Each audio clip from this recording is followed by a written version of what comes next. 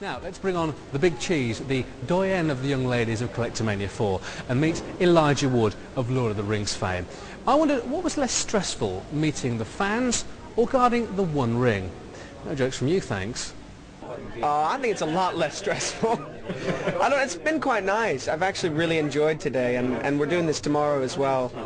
It's great. It's kind of an opportunity to connect with fans, and we don't really have that opportunity often. So it's kind of wonderful. I mean, it is a little overwhelming, and there are a lot of people, and it's difficult to see all of them and to make all of them happy, but it's been fun, and, you know, a lot of the people from the film are here, so it's been a good time. How far did Peter Jackson go in preparing you and the other actors for such an all-embracing mythology? It's pretty profound stuff. It is pretty profound. I mean, I think all of us used the books quite a lot. The books were certainly around and referenced constantly, and we spent about 2 months before we started filming getting prepared, and I think that was not only both physically getting prepared, but mentally and emotionally preparing ourselves for the journey at hand.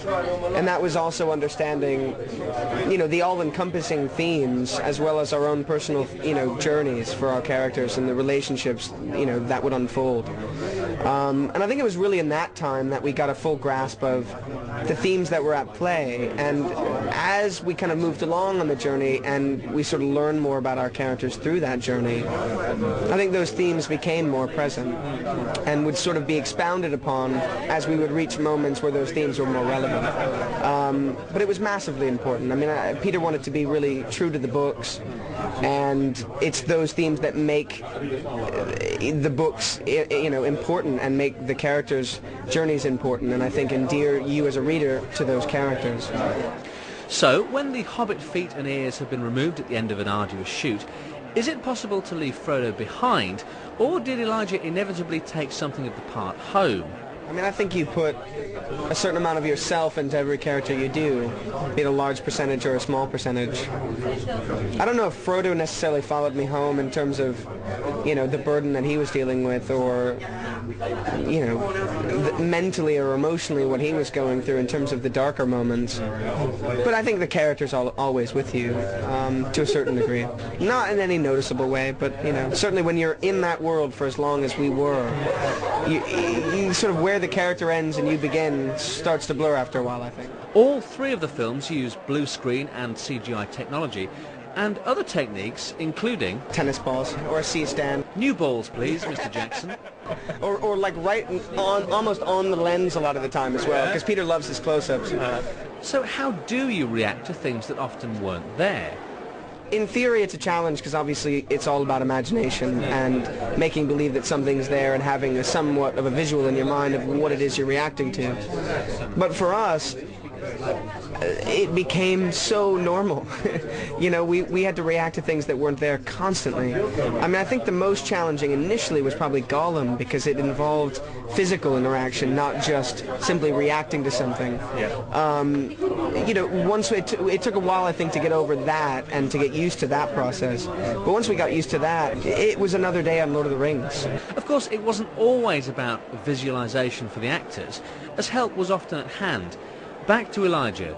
We were also blessed with some of the most incredible artists in the world that had constant references as to what we were reacting to. We knew what the Balrog looked like, so even though he wasn't physically there, we had seen drawings and sculptures, you know, or the cave troll, or the Nazgul. You know, we always had a great reference as to what was there. I remember one day, actually, we were meant to film a scene from the Grey Havens, and most of it was blue screen. They had a bit of a set and then blue screen, and so we were all very curious as to what the Grey Havens was going to look like. And Alan Lee walked onto set, who was one of our conceptual artists, who's also quite famous for his drawings in illustrations in the Lord of the Rings books, came up on set and had a drawing of the Grey Havens, and there it was, and we saw it, and this was a man associated with Tolkien for years and years and years, and it was brilliant. And we had that kind of thing a lot. Well, the trilogy has now reached its conclusion, and the cinematic denouement has unravelled itself. Why does Elijah think that Return of the King lived up to all that hype? I mean, it's the most intense. It's where our characters sort of come to the end of their own individual journeys, mentally, physically. You know, there's loss, there's an intense amount of darkness, it's emotional. but it's also the completion of the story. So for those that have seen the first one, who have been with our characters through the second one, they want to see what happens. And I think that's sort of built in, not to mention the fact that I think it's the best film. And fans of the book know that too. It's the completion is pretty intense, and there's a lot of payoff, and I think that people will be appreciative of what we've done, and it will make people cry quite a lot. I've never been made to cry that much from a piece of film. Not bad. So what else has been on the cards for Elijah Wood as an actor?